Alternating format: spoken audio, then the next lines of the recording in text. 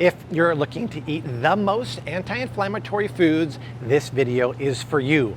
Lurking in the grocery store are some of the foods that are linked to chronic inflammation, but also here are some of the most anti-inflammatory foods loaded with omega-3 fatty acids, antioxidants, and more. So in this video, I'll show you which foods you want to be eating more of, but I'll also show you which foods you want to stay away from because they're incredibly inflammatory. Let's get to work. Fresh fruit is good for us, but certain fruit like strawberries, blueberries, raspberries are incredibly high in antioxidants, something called flavonoids, which in turn are incredibly anti-inflammatory. And they're also really high in micro and macronutrients. But they're also sometimes high in the price. But there is a solve to that if we head over to the frozen section. So check this out. The blueberries are a great price as is because they're frozen, they're more economical. But there is a big difference between these conventional blueberries and these wild blueberries. Wild blueberries are much smaller. A fun fact is conventional blueberries have been cultivated to get really fat quickly. Wild blueberries are wild and crazy guys, yes, but they're small, but they're mighty. It doesn't say it on this bag, but it says it right here. Boom. Twice the amount of antioxidant power in wild versus conventional. We love that because the antioxidants fight the free radicals. I don't think you necessarily have to get organic when it comes to wild. Conventional, it would be nice because they are on the dirty dozen. We go to the next fruit, strawberries. Very high in antioxidants, yes, but I want you to see something that's super interesting. I mentioned earlier about the macro and micronutrients. Well, look at the amount of vitamin C in here. There's 60% of your daily value in 1 cup. That's amazing. This is a bioavailable source of vitamin C from fruit, which stimulates natural collagen production in your body, making your skin glow, and you get the antioxidant power too. And do not sleep on raspberries. They're expensive, yes, but frozen is much more economical. Antioxidants, yes. Vitamin C, 40% of your daily value in 1 serving, but look at the fiber. 9 grams of fiber. That's the macronutrient. Combine it with the vitamin C, the micronutrient. My gosh, that amount of fiber in a fruit is gonna keep you regular and keep your microbiome happy. And what do they say about our gut, our microbiome? It's the second brain.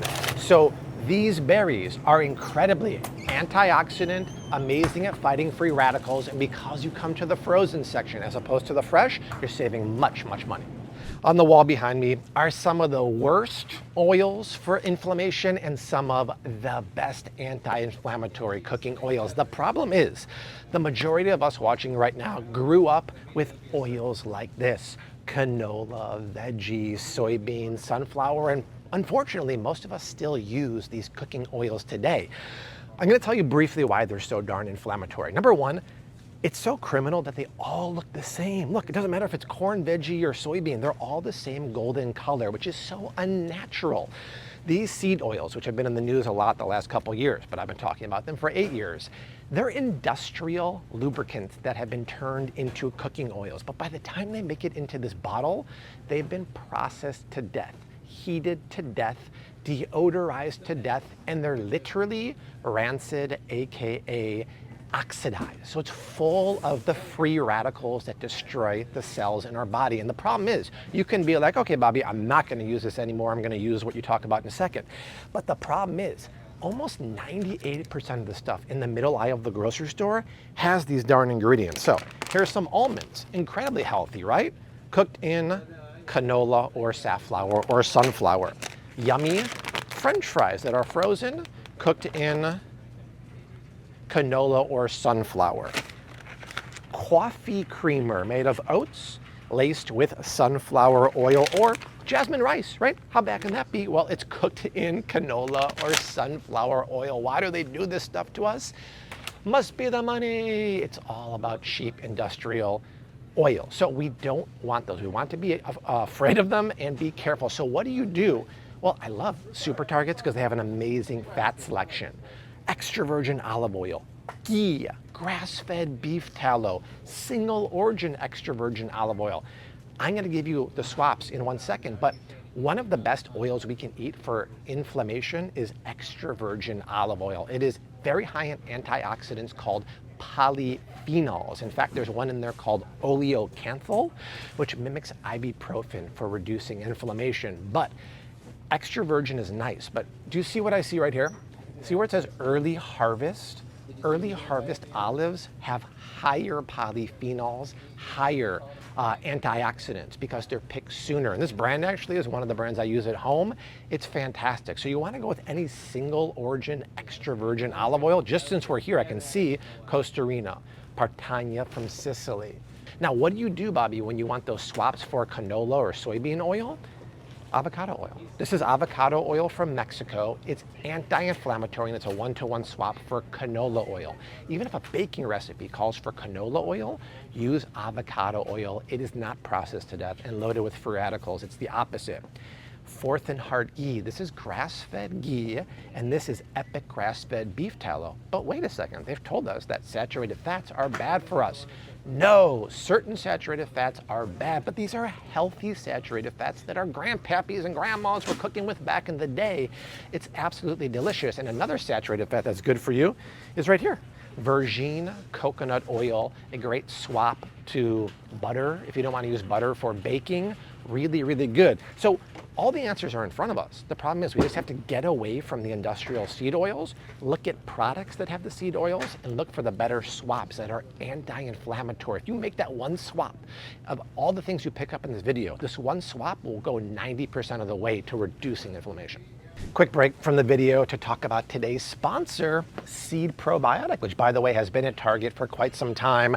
I love Seed, and my link down below gets you 25% off your first month supply and free shipping. The thing about probiotics in general, which are incredibly beneficial, is the majority of them don't work. They have low quality bacteria, but they never survive your tummy acids when you swallow the pill and make it to your colon to populate your microbiome with the bacteria. Seed is fantastic because number one, look on back. It's 24 custom strains of bacteria that really helps with immune health, gut health, poop regularity, and beyond. But because it's a capsule in a capsule, only the outer capsule dissolves in your tummy, and the inner one actually makes it to your colon to populate your microbiome. I love this. I take it every day. Desi takes it every day, and Rose takes it every day. If you're in the market, yes, they have it at Target, but my link down below gets you 25% off your first month supply and free shipping. Seed is epic. In the morning, I love my jasmine green tea. In the afternoon, after lunch, I love my coffee with a bite of chocolate. It's habitual. And green tea specifically is so high in antioxidants, one called catechin. And considering that the average American diet, or just the average diet worldwide for the most part, is very inflammatory because we're eating foods laced with free radicals, which are the opposite of antioxidants, we want to be getting as many of those great antioxidants as possible. Now, green tea is nice, but the ones at the store for the most part are all in tea bags. I don't like that. Number one, usually it's inferior quality tea. If you look in there, it's crushed up small pieces, not big loose leaves, and we don't know what the tea bags are made of, but most times they're made out of rayons and plastic. So at home, this is what I use. It's organic jasmine loose leaf tea from Amazon. I have no affiliation with the company, but I absolutely love it. Now, Bobby, you might be saying, what about black tea? I love black tea, and yes, I love it too, but black tea is a longer fermented tea leaf, and during that longer extended period, it loses some of its antioxidant power. Still good, but not great as green. If you want to know the highest antioxidant tea you can possibly get, it's gonna be this right here. This is matcha green tea powder. Leave a comment, do you like this stuff? Because it's either a love-hate relationship because it's very earthy, but because it's this powder, it's the whole green tea leaf ground up. So you're ingesting the whole thing, you're not steeping it. Antioxidants off the chart. Just make sure, like this one says right here, it's one ingredient, because sometimes they'll have sugar or natural flavors, which you don't want. So matcha's the best you can do. Otherwise, loose leaf or tea, ideally organic, and after that, you would go black tea. Now, coffee is also high in antioxidants too. The weird thing is, It depends what kind of bean you get, because if you like a light roast, you want to get Robusta because it has higher antioxidants. If you like a dark roast, then you want to get Arabica beans because it has a higher antioxidant. And the funny thing is, before I flipped down the iPhone, I looked over this whole wall of coffee. I couldn't find one Robusta. Does anyone know a national brand that's popular that uses Robusta? This is the Target brand, and a very cool packaging, by the way, but it has the Arabica beans. I can't find any. So once again, for coffee, dark roast, Arabica, higher antioxidants. Light roast, Robusta, higher antioxidants. I love to wander over to the canned seafood aisle. Number one, it's very economical. But behind me lives two of the top dietary sources of omega-3 fatty acids. It's canned salmon and canned sardines. And talk about economical. Number one, this is wild caught Alaskan pink salmon in spring water. This is a packet that is 2.5 ounces for $1.59. Absolutely amazing. Talk about omega-3 fatty acids, they call it out right here. It's 370 milligrams per serving. Awesome for only 70 grams. But the cool thing about salmon, wild, and sardines is they're rich in micronutrients and macronutrients. So what do I mean by that? Well, look at the micronutrients. You have 50% of your daily value of vitamin D in 70 grams. Almost all of us are vitamin D deficient. To get it from food is amazing. How about 4% of your daily value of potassium? How about a macronutrient like 15 grams of protein from 70 grams? Protein, yes, builds and sustains muscles, but keeps you satiated too. Now, you can eat the fresh, wild version of this at the seafood case, but don't get, I repeat, don't get the farm raised. Even though it's technically fattier, wild has 3 times the amount of anti-inflammatory antioxidants in there, and farm raised is just garbage. It's a man-made GMO feed. This is so good and so economical. Now, something that doesn't get a lot of respect, but I love too, is sardines. And this is old school. This is the King Oscar brand here. Very, very high quality. And bonus points, look at that. It's packed in extra virgin olive oil. So a antioxidant rich fish swimming in an antioxidant pool of extra virgin olive oil. Delicious. What do we love about this? Wow, wow, wee wow. 2,200 milligrams of omega-3 fatty acids in the whole tin. Amazing. 16 grams of protein, 20% of your daily value of calcium, 40% of vitamin D.